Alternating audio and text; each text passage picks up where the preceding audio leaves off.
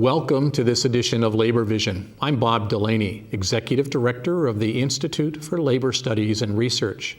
Labor Vision, a production of the Institute, focuses on topics of importance to working Rhode Island families. We hope you enjoy this evening's edition.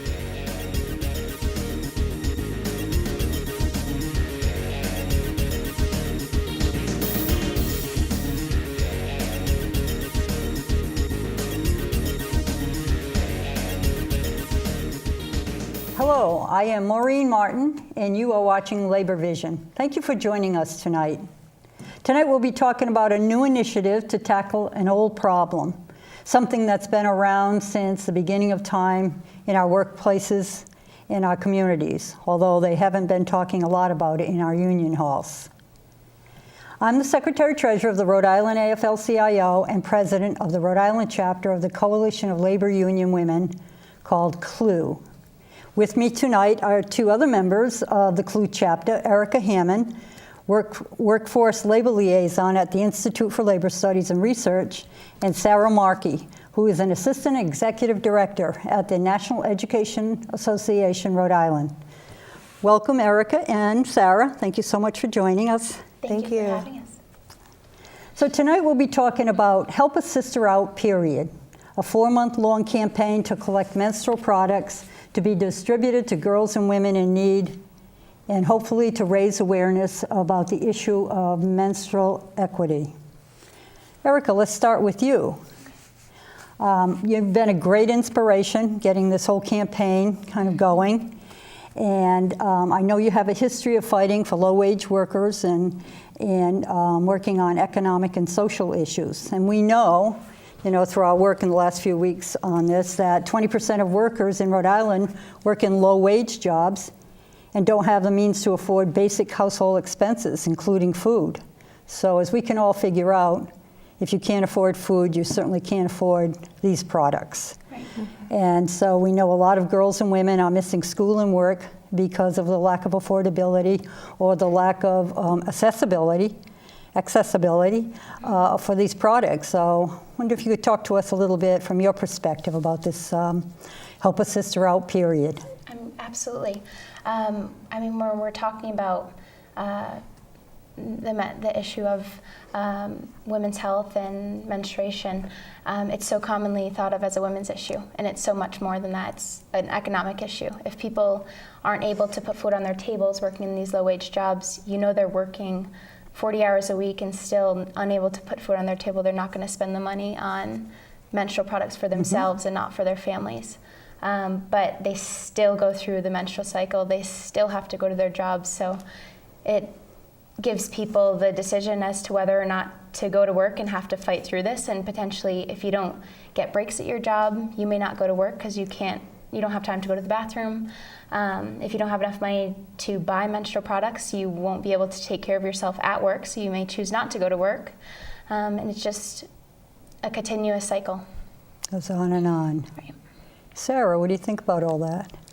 I think that's true. I think it is an economic issue, and it impacts women and workers. It also impacts teenagers, right? If a family is not making a living wage, not able to provide for their needs beyond basic necessities like food, as Erica mentioned, then I think you potentially have teenagers who are going to miss school because they don't, their family's not able to purchase menstrual products. Yeah. So I think it's a big concern, and it's much more than a women's issue, and it's something that I think we need to talk about, and we need to address it in a way that helps both teenagers and women who are workers. Yeah, and considering we know that over 20%, that we know that 130,000 people in Rhode Island live in households with incomes below the poverty line, it really kind of drives it home. Right. Yeah, and sometimes it's even union workers, people who are working under a collective bargaining agreement, still only making, $11 an hour. It's still very difficult in this day and age to do what you need to do if you have a family. So I appreciate it. Let's talk for a few minutes about what the campaign is, logistically what we're doing here. So we're collecting menstrual products, and we're going to bring them down to our local food pantry.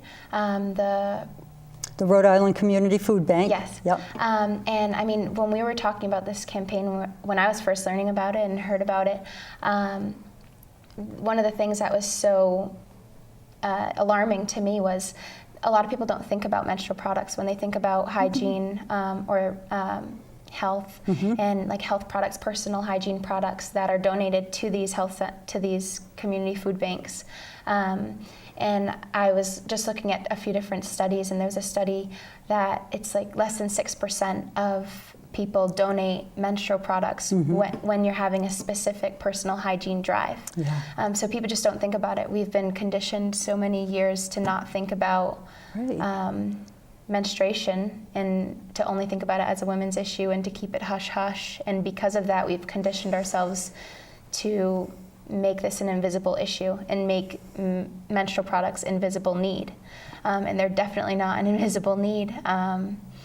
So that's the most important thing about this drive, is that we're trying to raise awareness about how important it is that women have access to these products. And we're doing that by bringing them to the food bank. Yeah. So we're collecting them. Can you speak a little bit about our online social media? So folks can, there's information if you look up our Facebook or Twitter accounts, the Rhode Island Coalition for Labor Women. You can find, Labor Union Women. You can find where to send the products or how to buy them online. Basically, if you have products to donate, you can drop them off at the AFL office on Smith Street, or if you find us on Twitter or Facebook, you can see the flyer and share it with all your friends and family, but also there's a link there for how you can get them mailed. But then I think, people can jump in or host your own drive, and you can bring what you collect from your friends, family, neighbors to the AFL office on Smith Street. We're doing it right now in South County. We started today, and people are being very generous, because I think the minute we started talking about this and saying we can talk about this, and this is a health issue, this is an economic issue, people recognized it. It really resonated. So I think pads, tampons, reusable products, those are all helpful, and so people can drop them off at the AFL, mail them in, or host their own drive, and then drop them off at the AFL. So I think it's incredible that this old woman likes to see that we have the good old-fashioned, in our local bookstores or coffee shops, or your collaborative that you and a few of your friends run, that we can put boxes in and ask for donations, as you've done so successfully already. Yeah, it was super easy. We just made a box, put a flyer, shared the post from Facebook, and people started dropping things in. That's wonderful. And then on the other hand, we're on Facebook and Twitter, and I could give out some information now about where things could be sent. And additionally, as we speak, we are getting a link to put on our new version of the flyer that will be coming out in the next couple of days. People can just click onto that and go to a GoFundMe page and donate monetary gifts there. Otherwise, you can drop off a check or a product at the Rhode Island AFL-CIO office, as you said, at 194 Smith Street in Providence during open hours, which are 8 to 4:30. You can, if you order online, if you order products and have them sent directly, they can go to one of our partners' offices, which is the Rhode Island Federation of Teachers and Health Professionals at 356 Smith Street, Providence, 028-908. And there's one more thing. Oh, and so you. The Collective, the bookstore in Peacedale. We're open Wednesdays through Fridays, 12 to 6, Saturday and Sunday, 10 to 3. It's 1220 Kingstown Road, right across from Sweet Cakes, and people can drop them off there. And I thought of something else while you were talking, which is, I'm raising boys, and I want them to think about menstrual health, and I want them to think about all of the ways that women exist in the world. And it's funny because these flyers have been all over my house, and this effort to help a sister out period, it's been awesome because it's created this like learning moment for my sons about menstrual health and what are we menstrual helping equity. a sister out with? Yeah, exactly. It's been really cool. Yeah, and did you notice that it says non-menstruators can help too? Yeah, I love that. Yes, so it's been very exciting with the Help a Sister Out. I will say that the reaction I have had from menstruators and non-menstruators has been really tremendous. We've had a huge amount of support in and out of the labor movement. And I know that you had something to say this morning about how many people, we have 50% of workers in the labor. Yeah, I mean, I've seen information that, about 50% of union members are women, and that it's the area where labor is growing, right? We're growing in members that are people of color, and we're growing in members that are women. And to me, I want to then see labor talking about and working on behalf of issues that may be specific to that group, right, of women. And it's an issue everyone should be talking about, everyone should be aware of. But it's really cool to see us continue that legacy of really doing the right thing by our members and thinking creatively, as you pointed out, about what economic issues are. If you think about it, really falls into the whole arena of labor working for people, not just union members, but all workers. We like to think of ourselves as voice of workers, and because certainly most of what's going to trickle out from this through the Rhode Island Community Food Bank will be going to non-labor folks. But really it's for everybody's benefit, and I think it just fits into what we do perfectly. Did you have anything you wanted to add, Erica? I was thinking about something while you were talking. I think right now would be a perfect opportunity to call out our union family then. And I know we already have our partners, so I know the Teamsters, Local 251, are helping. And I know the Rhode Island Federation of Teachers and Health Professionals are also helping. The Collective is helping. And I'm going to set up a box at the Institute for Labor Studies and Research. So now we should call out the rest of our union family to put boxes in there. Put a box in there. And we will bring you boxes. Okay, we will. We'll make up our own boxes. Think about how fun that could be, making some boxes to deliver. Different wrapping paper. So as wrap up, let's say this, that we've given you the information about where to go, but please do find us on Facebook and Twitter, and find a way to get to us. We will be expanding this program. It's for 4 months until May 28th. So when the Teamsters will be coming, our partners, Teamsters Local 251, will be coming to the Federation of Teachers building where we are storing all of these products. And we'll have maybe a little party that day and have a kickoff and send everything over via the Teamster trucks. And so that's kind of it. We're going to do it. We're going to, do I have time for one more thing? Let me say this. We thought several months ago when we started talking about this, we thought we were kind of ahead of the game and that we were on the cutting edge of all of this. But then we found out after doing a little homework that actually there's several books written, there's all kinds of stuff on the internet, and people in their own little areas are working on this. I could give Periods Gone Public a little push because I have found it already, even though I barely got past the introduction, very informative. And I think that this woman is in large part responsible for having what they call the tampon tax removed in several states, something we're fighting here in Rhode Island.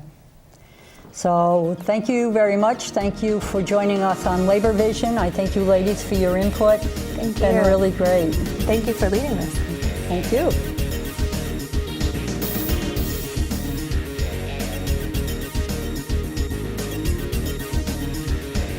Hi, I'm Thom Cahir, and this is Labor Vision. We're back tonight with our annual segment on the Volunteer Income Tax Assistance Program run by the United Way of Rhode Island. This is the program that allows anyone making less than $55,000 a year have their taxes done for free. The United Way of Rhode Island operates 23 full-time VITA sites throughout the state. If you have children, the focus is on the Earned Income Tax credit and the child tax credit, which can put considerable refunds back into the bank accounts of hardworking people. Last year, UWRI completed 13,000 tax returns that yielded more than $23 million back into the pockets of Rhode Island's working families. With us tonight, we have Zoya Tsetylin from the Center for Children's and Family and Patrick Westfall from OpenDoors. All right, Patrick, you're new with us this year, so we're going to throw it right to you. As coordinators of OpenDoors, I understand you oversee 9 VITA sites in the city. If somebody who has never seen our show before, doesn't know about the program, is just hearing about it for the first time, where can they find the information about where these sites are, when they're open, things like that? So the best way to get information about our sites is to call the United Way's 211 hotline. That'll give them information about which site's closest for them, which site works best for them, the hours, what they need to bring with them. Okay. So, and okay, what to bring with them? Like, what do you mean, like tax forms? Bring all their W-2 forms, any health insurance forms, especially if they get 1095 from HealthSource RI, ID, Social Security cards. Okay. Anything you would bring when you would normally go get your taxes done. Yes. Okay. All right. Perfect. Zoya, you've got opportunities coming up at the Rhode Island College campus and CCRI, I think you said? Yep. And when are those? Yep. Tom, for the month of February, every Wednesday, we're going to be on Lincoln and Warwick campuses of CCRI. Okay. And we're also going to be towards the end of February at the Rhode Island College campus for 2 days. Okay. And after that, is that sort of done with? At those campuses, yes, but again, you can call 211 at United Way and get information on any other additional site that location-wise works best for you. Okay, so it's sort of a rolling thing? We're doing mobile sites to make sure that we can accommodate the students, that we can accommodate union members, faculty, staff, in additional locations throughout the state. Where currently maybe there isn't as large of a VITA presence. Okay. Do you use that big 211 van to do these things? Not this year. Oh, okay. Not this year, although it was very exciting to do that in previous years. The college campuses are providing us with space and computers and everything that's needed to make sure that we're able to accommodate the taxpayers and prepare complete and accurate tax returns. Oh, that's great. Okay, good. That's good to know. All right, so all right, I'll throw this out to both you guys. How does a first-time VITA client know that the person preparing the taxes is qualified to do the job? So all of our tax preparers are required to go through at the minimum a basic certification process, which takes about 20 hours. That can be done either self-directed online or through some courses that are offered with different partners. We also have, we're monitored by the IRS. We work with the IRS. Sometimes the IRS will come out, they'll do a spot check, almost like a secret shopper. They'll pull a couple of returns and they'll just verify that they're accurate. Okay. So, anything to add to that? Yeah, all of our certified tax preparers are wearing tags that specify at what level they're certified. So all the taxpayers at all the tax sites should feel comfortable that they're getting served by certified, qualified folks. Yep. I know you guys had some students doing it last year too, but they were also certified? Yep. Okay. Many of our sites do have volunteer students or intern students that come to help out, and they are certainly also are certified. Yes. Okay, that's good to know. And approximately how many people do you actually have doing the returns? How many volunteers do you have? On an average, I would say most sites probably have somewhere between 6 to 16, depending on the site. And we, all of us, are doing outreach at the various college campuses. I know with United Way, I did outreach at CCRI campuses, Rhode Island College, Roger Williams University participates as well, URI. So we certainly encourage those students that are in the finance majors in School of Management to participate. It's an excellent opportunity for them to learn hands-on what they will be doing in the future, and of course to help the community. So it's a very large undertaking, just recruiting the workforce to do this. Yes. Wow, yes. That's fantastic. All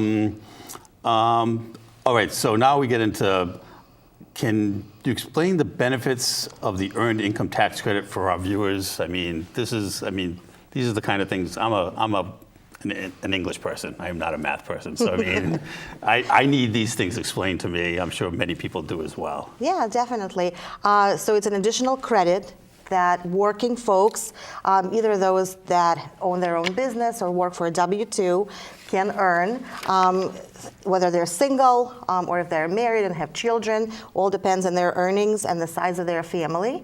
That earned income tax credit is just an additional refund that they get to take home, and it increases their overall refund for the year.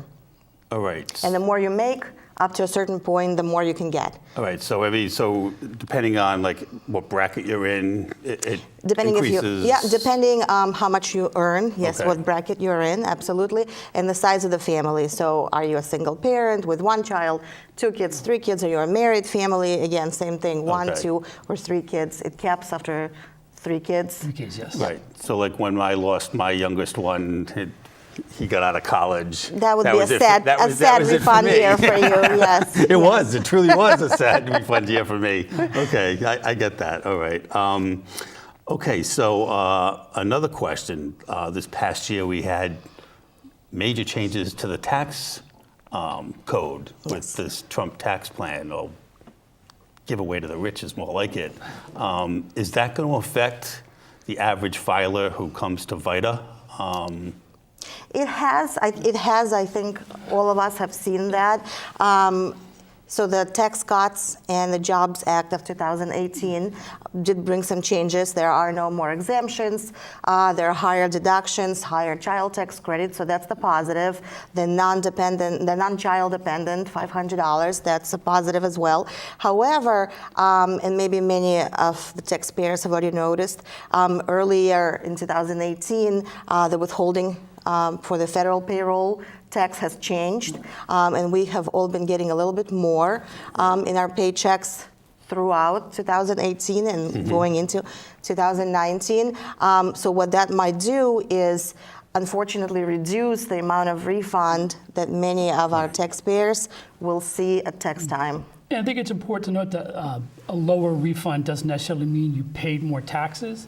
You just got maybe $10, $15, $20 in your paycheck every week. Right. It's not as noticeable as losing. You add it all up, it's a $500, $1,000 at the end of the year. Right. That's a little bit more noticeable than $10, $20 a week in your paycheck. Right. I did see something online. Somebody said that they compared. They said, I got X amount of dollars back, but I made X amount of dollars more per week. And then they subtracted, and they were like, well, overall, I ended up losing $1,800 over the course of the year. So it is a net loss. So, and that this was a person who wasn't making that much money. So it's like they were squarely middle class. Yeah, for really simple cases, they may see kind of a break-even point between the extra money in their paycheck and what they're losing as a tax cut and their refund. But for slightly more complex, they probably will see either a cut in their refund that they're used to seeing at the end of the year, or even some higher tax balances that they may be having towards the end. Yeah, and I remember when it happened, I actually went to my office manager and said, start taking $20 more a week out of my check because I don't feel comfortable with this. I think that I'm going to get hurt at the end of the year with my refund. And we did. And I haven't done my taxes yet, but I'm still a little worried. I still think I'm going to get hurt. And that's a great idea. Go see, talk to your tax preparer. You take advantage of the free financial coaching that United Way also provides. You can get that information through the United Way 211 to figure out if what it is that you can do throughout the year so that you don't end up in this situation going forward, like the additional withholding that you had mentioned. Or you could. Oh, go ahead, I think that's one of the nice things about the VITA sites is we're not just preparing taxes, having you sign, and sending you out. If there's a noticeable difference, if you didn't owe money last year but you did this year, we're going to work with you to kind of say these are the 4 things you can do. These are things you can do. You can talk to your office manager. You can have extra taxes withheld. We're also, the nice thing about seeing a lot of the same people year after year, you were saying that the year you lost your son graduated college, it changes, is we can help prepare you for that. We can say, okay, this is what's going to happen in the next couple of years. You're going to start seeing less of a refund. You're not going to qualify for the EITC. You're starting to earn more money. Right. Your children are getting older. They're graduating college. This is what happens. So it gives us the opportunity to talk to people over the years, not just 1 year at a time. Yep. Absolutely. Yeah. And so, like I said, when my son graduated college, that was it. I couldn't claim him anymore. Couldn't take that credit for him. That was it. He was done. He was claiming himself at that point, and Dad was done. It did hurt. That was a tough year. Yeah, definitely. It hits home. Yeah, and it wasn't actually that last year that he was in college. It was actually the year after that. Yeah. And my tax preparer. He stopped being a full-time student. Right, Yeah. and my tax preparer didn't give me that warning, so I didn't get that. So it's good that you mentioned that you see these people year after year. So that's good to know. All right. So between the two of you, anything that we missed? Anything that you guys think you can add? That anything else we need to tell people that we think we've missed? Well, we encourage people to use the VITA sites. On an average, United Way did a calculation, and we're saving taxpayers about $333 in tax preparation fees. Okay. So come use the VITA sites. Call United Way 211 to get the information. What is the VITA site? You guys have, didn't we? I think we promoted that last year, but I don't think is there a VITA website? So United Way 211, I would say, would be the best source All right. To be able to get any additional information that you need. Of course, there is the irs.gov website as well that can help taxpayers find sites in Rhode Island. Okay. So I always recommend people, once you choose a site you want to go to, just give them a call ahead of time.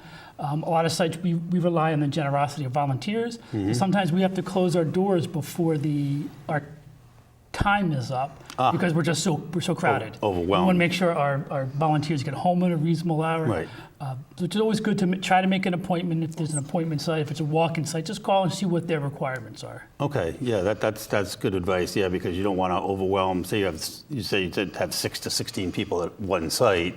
Mm-hmm. If you get 60 people there, hopefully you get them all done, but maybe you don't. So it is best to call. If you only get 6 one day instead of the 16. That's what happens. Those people could actually get overwhelmed. So that's good advice. So let me think. Are there any other questions I can think of? So the 211,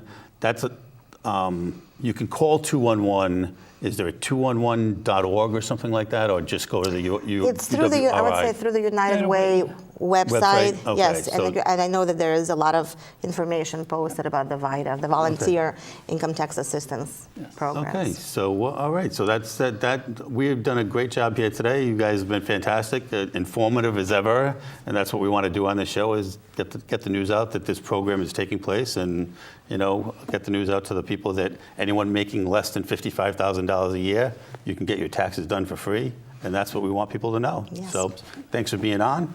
This has been Labor Vision for this week. Thank you for watching. Have a good night. Thank you for joining us for this edition of Labor Vision. We appreciate your input and encourage your comments. Labor Vision can be seen on this channel 3 times each week: Tuesday at 7 p.m., Thursday at 8 p.m., and Saturday at 5 p.m.